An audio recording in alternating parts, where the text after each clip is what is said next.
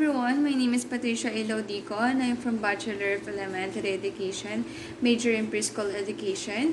This is my final presentation in Foundation of Early Childhood, and I want to present it to all of you and most especially to Mr. Arjel Katakis. And today is December 11, 2020, Friday. Teacher as model.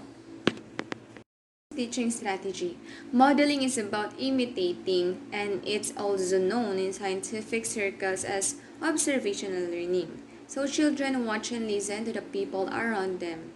In Albert Bandura's theory, he stresses that if children see an adult become aggressive, they're likely to show the same behavior given a similar situation. Sometimes they imitate people they perceive as being powerful and whom they see as being rewarded for their behavior. That way, teacher must give an appropriate good example for their students. Okay, modeling and teaching strategy emphasize that educator or teacher must give a good example to their students. For example, if nagkamali yung isang student dun sa ginagawa niya, dapat na sawayin or bigyan ng mabuting or kind words yung mga students. Yung malumanay lang na na pagsaway na mali yung ginagawa nila. And for example, dun yung sa mga quiz or mga assignments, 'di ba, kapag nagkamali rin, kailangan na sabihin ng teacher yung mga right way na gagawin nila dun sa assignments o task nila. And dito, minsan, di ba nga as teacher, nagiging model sila ng students. Kasi may mga teacher talaga na sobrang bait and sobrang caring sa mga students nila. So in that way, may mga students na, ay sana maging katulad ko siya someday. Parang ganun, kaya may mga students na nagtutok ng education kasi nakita nila yung diligency and yung power ng isang teacher.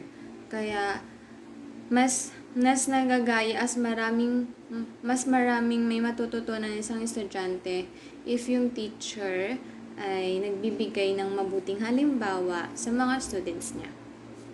Children are fragile. The teacher should know when the child is hurt when they treat their students roughly. Shaking thoughts, even a little, can cause brain damage. The muscles aren't strong enough to control the weight of the head within snobs back and forth. It is important to be gentle with children.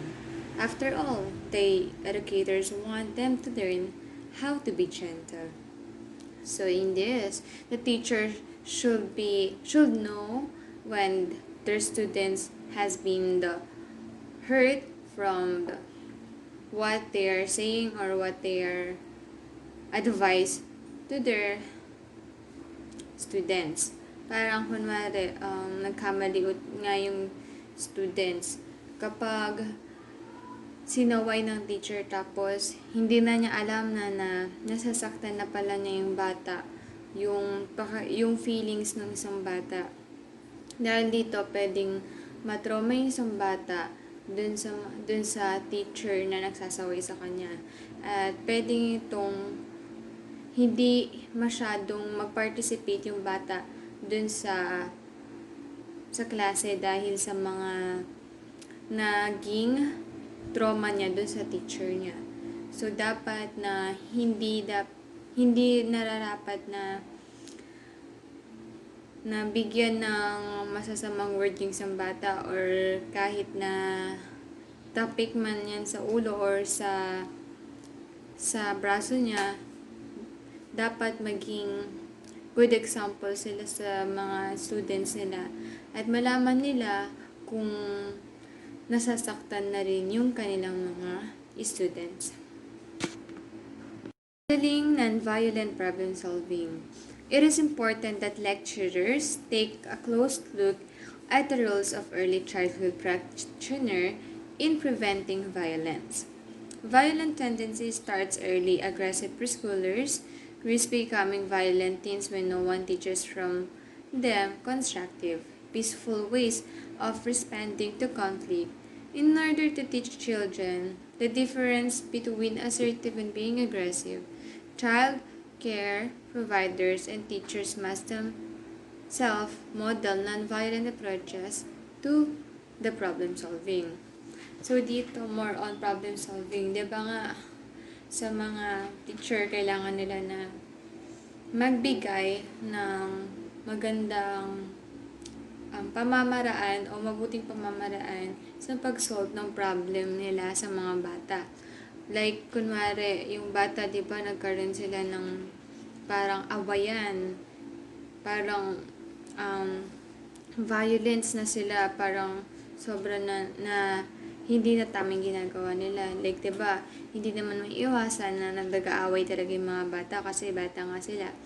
So, iba pa yung iniisip nila, hindi pa ganun ka-matured.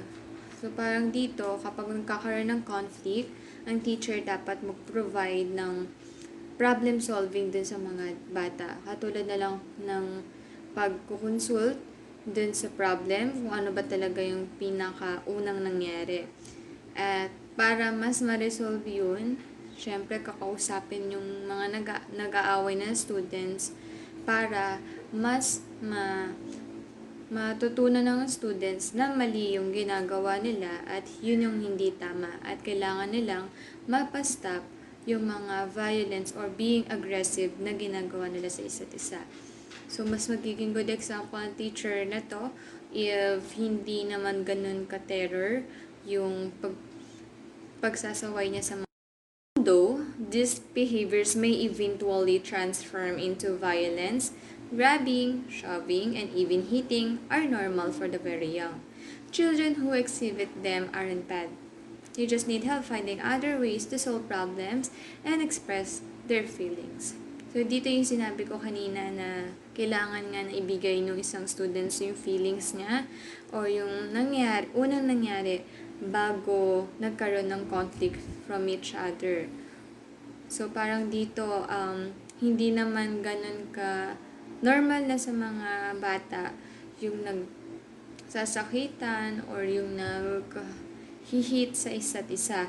Pero minsan talaga na mali na rin at hindi na rin tama. So, mas maganda if mariresolva ng maaga ng isang teacher yung mga nangyayari dun sa mga students niya. Para nang sa ganun, mas malaman nila kung ano talaga yung mga nararamdaman ng bawat nag-aaway or yung sa dalawa o maraming learners na nag-aaway. Para mas malaman niya yung pamamaraan bilang isang teacher na maayos ang isang situation or conflict ng mga students o learners niya. So, 3 patterns of thought that start in the early years have been identified in violent teens. During conflicts, they, number 1, neglect to seek out information. Number 2, possess a narrow vision of how to respond. And number 3, unable to consider the consequences of their actions. So, ito, sa number 1, hindi agad nagbibigay o hindi sila nagbibigay ng information. Kaya kailangan na mas magbigay o mas kumuha ng isang teacher ng informative details na nangyayari dun sa conflict or violent na nangyayari dun sa mga bata. So, kailangan sa number 2 na magkaroon ng tama or equal na mag-iisip yung mga nangyayari dun sa isang situation. So, dito sa pangatlo ay hindi naman kailangan na magbigay ng consequences or mga parusa dun sa mga students.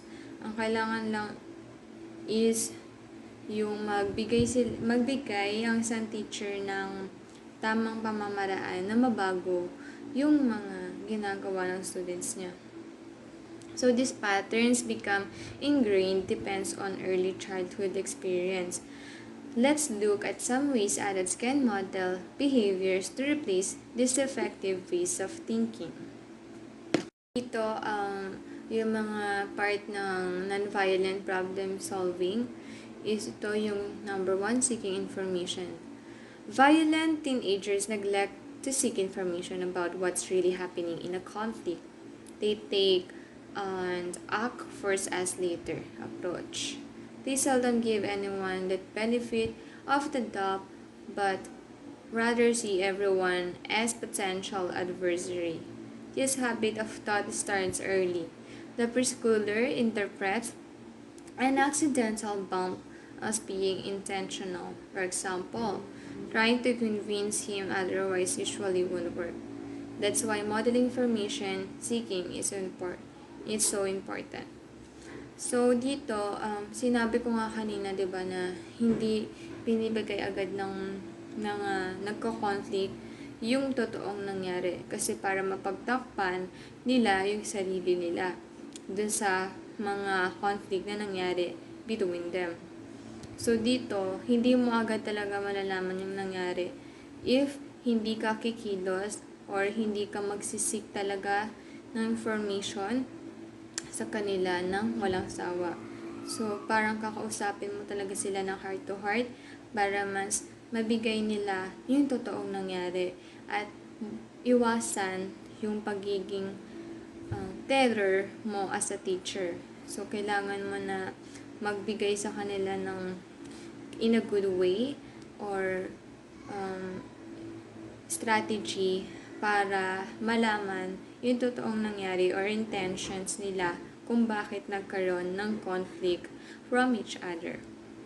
Recognizing alternatives. During a conflict, many children have a narrow vision of how to respond to the problem. They may only see one way out, physical aggression, when adults show physical aggression in the face of a conflict, such as grabbing a toy back from a child who grabbed it from another child. They model the same aggression they're trying to prevent. To model a problem-solving approach, you must consider the range of alternatives to responding aggressively. Okay, so in this, yung teacher kailangan niya malaman yung mga solution o yung mga pamamaraan para resolve niya yung isang problem ng mga bata. So, dito pwede kasing magbigay, kapag ines mo yung isang bata, pwede silang magbigay ng iba't ibang dahilan kung ano ba talaga nangyari. So, kunwari, yung isang bata, kinuha niya yung pencil. Yun ang totoong nangyari. Pero ang sasabihin niya, hindi po ma'am, hiniram ko lang po sa kanya. Tapos, yun, mas lalo sila mag-aaway kasi nagsisinungaling yung isa. So, pwedeng maniwala din kasi may yung bata na yun, akala ng isang teacher is mabait. Pero, meron palang side sa loob na hindi magandang gawain. So, dito, mas malalaman ng teacher if ipagsasama-sama niya yung mga information na binigay sa kanya nung estudyante niya. So, dito, kailangan niya ng paano nga ba malalaman o paano nga ba mariresolve ito if nagsisinungaling isang bata. So, dito, pwedeng magkaroon ng first yung solution niya is itanong muna yung mismong bata na hiniraman niya ng pencil na malaman kung totoo ba talaga yung sinasabi niya. O kapag hindi din nagsalita yung bata, pwedeng ipatawag na lang yung magulang para sa ganon mas ma-resolve yung case or yung conflict nila sa isa't isa. Considering consequences. Violence-prone children don't consider the consequences when they lash out. Through calm dialogue, you can help children understand the effects of their actions. Two approaches to considering consequences work well. One is to help children understand beforehand what consequences might result from aggression. This approach has been called feed-forward. Of course, feed-forward only works if all the adults in the program have a zero-tolerance attitude toward aggression. If supervision is lax and inconsistent, children learn that as long as their aggression is hidden from adults, they can get what they want and their aggression will likely increase. So dito, considering consequences, so dito, kailangan na malaman ng teacher yung mga nangyayari beforehand or before mangyari yung mga pag-aaway ng isang bata sa isang sitwasyon. So dito kailangan na bigyan sila ng leksyon or consequence sa mga ginagawa nila. Like kunwari, hindi sila gumawa ng assignment nila. Usually, ang ginagawa na ng teacher is isulat yung name nila ng 20 times, ganun, para magtanda sila at sa susunod, hindi na nila gawin ulit yung mga ginawa nilang kasalanan. So, dito, hindi naman kailangan na maging sobrang hard ka sa students as long as magawa mo lang sa kanya yung nararapat na parusa or nararapat na consequence, mas maalis ang pagiging aggression or pagiging aggressive ng isang students inside their classroom. Many roots of violence. Adult modeling and skillful intervention go a long way toward teaching children non-violent approaches to conflict. Unfortunately, other factors counteract such lessons, such as when children see violence at home, on the streets, or on TV. Likewise, children who are victims of abuse experience a stronger modeling effect than the exhibit in the classroom and subsequently risk growing up to become perpetrators of child abuse themselves. Okay, so dito, yung magiging violence o ng isang bata, nakikita na yun o na tututunan niya yun sa bahay, sa mga nakikita niya sa kapaligiran niya, o pwede rin sa mga TV shows na pinapanood niya. Akala naman talaga lagi ng mga bata, yung mga napapanood ay dapat lahat gayahin, which is not. So, parang ngayon, di ba, nakita din ng mga bata na marami na nagsa-cellphone na mga tulad nilang learners. So, yun, gagawin din nila yun. At magsa-cellphone din sila. Pero may mga napapanood din sa TV na kapag yung bata, nagkakaroon ng aggressive dun sa situation or yung mga cast ng isang story or ng isang movie, pwede din gayahin ng mga bata. Kaya sinasabi nga na be careful dun sa mga pinapakita mo sa bata kasi malakas yung IQ nila or yung pakaramdam nila at pwede nilang gawin agad yung mga ginagawa nyo. Self-esteem. Adults with high self-esteem who function well in their lives model attitudes and behaviors that can contribute to children's success and their own degree of self-esteem. It's been said that you can give children what you don't have, a saying that has great meaning when talking about self-esteem. However, if after reading this section, you decide you are a person with low self-esteem, don't give up. Most of us go through periods when we doubt ourselves. The fact that you are reading this book means that you are working to improve yourself. Self-improvement is a self-esteem booster. So dito, yung mga teacher or educator, magpa-provide sila or may kita ng isang students yung sipag or diligence nila sa pagtuturo. Kaya kahit na sobrang kunwari pagod na yung teacher, hindi nila ipinapakita at may lakas ng loob pa rin sila para ipakita sa mga estudyante nila na kaya pa rin nila silang turuan at magbigay ng mga payo dun sa mga gustong ibigay ng isang guro. So, parang sa mga teacher na may mga problem, hindi nila dinadala sa school yun. Kasi gusto nila na makita ng isang students na kahit na sobrang hirap ng buhay, patuloy pa rin sila na ginagawa yung kanilang job as their teacher and second parent. Modeling virtue. Virtue is an old-fashioned word not often found in educational textbooks. It is a word that evokes other concepts such as integrity, morality, honesty, character, decency, respectability, doing what is right, whether by a set of standards or moral code, or by one's own standards and ideas of morality. So, ang pinaka-modeling virtue ng isang teacher is their patience. So, katulad lang sa akin ngayon, as you can hear, habang nagdidiscuss ako, may mga batang sumisigaw sa kapitbahay.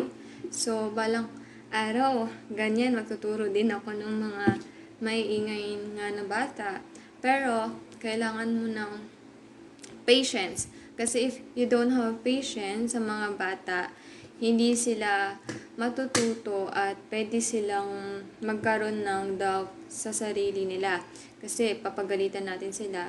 Pero, pwede rin naman silang pagsabihan, pero hindi naman sa in a bad way.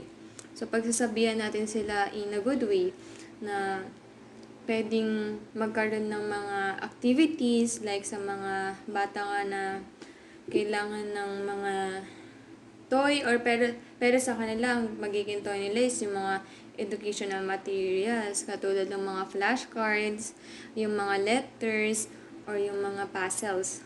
So parang yun, kailangan na nagiging virtue o magiging model ka na maging pasensyado sa mga bata or sa mga learners na tuturuan mo. Modeling power. A second aspect of self-esteem is power. Power is a word I never heard as a young teacher in training. Yet we all experience power in many traits of our lives. Dominating power differs from personal power as aggressiveness differs from assertiveness. An aggressive person just pushes forward with little regard for other people. In contrast, an assertive person stands up for what he or she needs and express those needs and desires in a way that recognizes and respects what other people need and want. So dito pagiging power ng isang teacher is yung kanyang communication or yung kanyang pagtitrain sa mga bata. So mas magkakaroon ng isang modeling power ng isang teacher if meron siyang integrity or yung pagiging pasensyado at sa mga tinuturo niya na pagiging informative. So, dito pwede rin magkaroon ng personal power sa teacher sa pagiging aggressive person na nagpo-push forward sila sa mga bata para magawa nila ng maayos yung work nila. Pwede rin magkaroon nito ng mga co-teacher at ma-push yung yung strength ng isang bata or may labas yung strength ng isang bata dun sa pag-aaralan nila.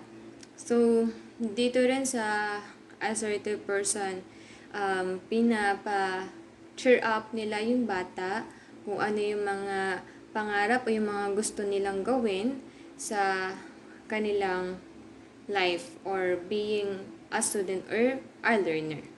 Modeling significance. A feeling of being loved and cared about by those who are important to one's life.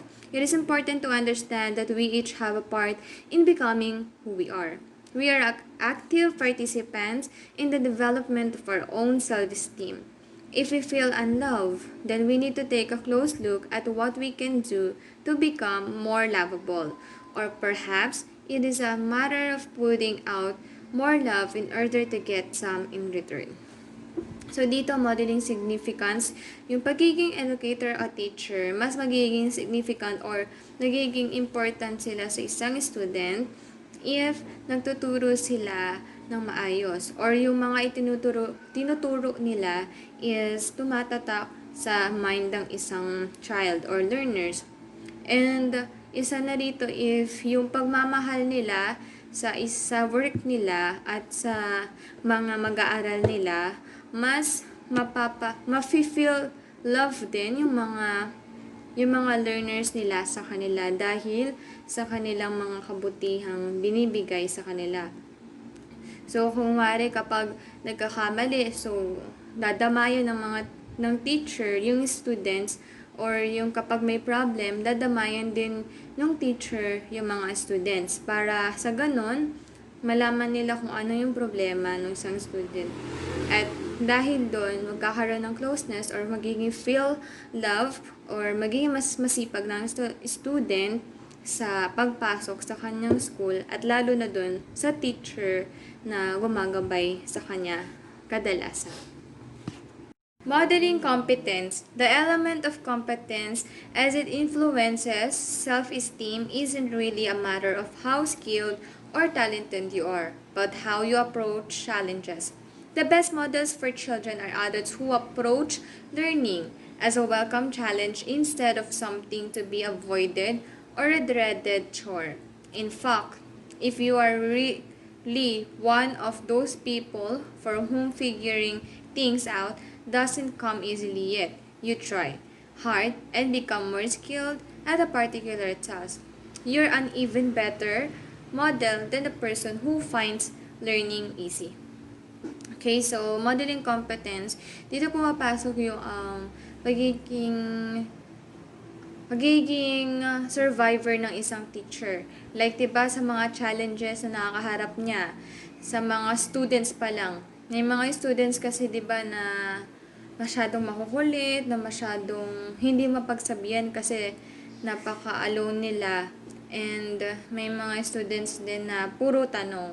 So, sa mga challenges na yun, kinakailangan na merong magawang paraan yung isang teacher, yung mga skills o mga natutunan niya before sa mga paaralan na tinuturuan niya. So, kung first timer din naman dito yung teacher, magkakaroon to ng medyo pagbabago pa lang sa kanya. Pero as their educator, kailangan na mabigyan mo ng maganda or maayos na pakikitungo dun sa mga students na mahirap makausap, mga pasaway, o yung mga puro tanong. So, yung puro tanong, syempre, kailangan mo yung sagutin, pero hindi naman lahat nasasagot. Pero as long as kaya mo, sagutin mo yung mga questions and yung mga clarifications na sa'yo. So, tapos, din sa mga students na mga pasaway, syempre, kailangan pa rin dyan yung pagkikipag-communication, katulad din sa mga pag-invite ng mga magulang ng mga pasaway na bata. So, para mas nagkaroon din ng maayos na pakikitungo kayo sa isa't isa. Modeling equity. As children watch how adults approach or run away from learning situations, they often discover unspoken gender roles. A squirrel comes loose from a wooden toy and the teacher puts it away until her husband can fix it. The children get a message that only a man can use those. That's a strong message about gender roles. When you demonstrate the broad concepts of gender roles and capabilities, you help children see themselves as being capable in a wide variety of ways. To model equity, you should learn to do things you haven't done before. So dito, parang kahit sino pwedeng gawin yung isang bagay. So, hindi lang puro babae yung kayang gumawa ng pagluluto. Pwede din gawin yun ng isang lalaki. Pero, when it comes naman sa learning, hindi lang naman babae yung kayang mag-solve ng math. Pwede din mag-solve o mas magaling pa ang mga lalaki sa pag-solve ng math. So, pwede rin sa mga teachers na hindi may pagka-patas-patas rin yung pagbibigay nila ng mga advice or yung mga pakikitungo sa mga students. So, kailangan na hindi lang sa isa or favoritism yung isa, kundi lahat kailangan na maging maging close or maging feel love yung student dun sa teachers. Race, culture, language, and ability are other areas where an anti-bias focus becomes important. What is anti-bias focus? It is an activist approach to valuing diversity and promoting equity. The goal is to help children accept, respect, and celebrate diversity. They must come to understand that bias is not fair and learn how to respond to it. So, ito yung parang pagkakapantay-pantay pa rin ng bawat isa. So, hindi dapat na isa lang talaga yung pinapanigan or isa lang talaga yung kayang gumawa dun sa mga bagay na true educational or learning. Pwede rin kahit sino o diversity nga ang paggagawa ng mga learning o paggagawa ng mga pinag-aaralan o task ng isang students or pinapagawa ng isang teachers or ng isang educator.